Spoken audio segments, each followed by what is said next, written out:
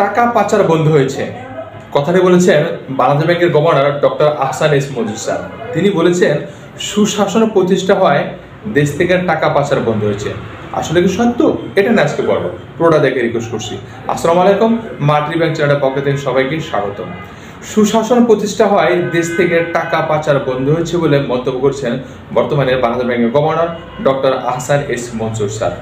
তিনি বলেছেন যে সুশাসন প্রতিষ্ঠা হয়, দেশ থেকে টাকা পাচার বন্ধ হয়েছে। তিনি আরও উল্লেখ করেছেন রাজনৈতিক অস্থিরতা সত্ত্বেও রেমিটেন্স প্রভাব কিন্তু আগের চেয়ে অনেক ভালো, অর্থাৎ স্মরণকালের মধ্যে সর্বোচ্চ পর্যায়ে পৌঁছে গেছে।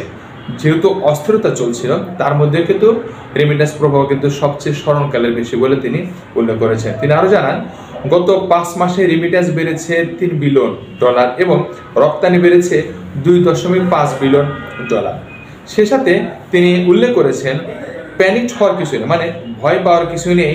কেন কিছু নেই? তিনি উল্লেখ করেছেন এখনো কেন্দ্রীয় ব্যাংকে 4 মাসের রিজার্ভ রয়েছে, অর্থাৎ যেহেতু কেন্দ্রীয় ব্যাংকে এখনো পেমেন্ট করার মধ্যে 4 মাসের রিজার্ভ রয়েছে, সেজন্য কিন্তু তিনি বলেছেন ভয় পাওয়ার কোনো কিছু নেই বা ভয়ের কোনো কারণ নেই। তিনি আরও জানান টাকা পাচার ও ব্যাংকিং খাতে সুশাসন ফিরে আসায় অর্থনীতি মোটামুটি স্থিতিশীল অবস্থায় রয়েছে বলে তিনি উল্লেখ করেছেন।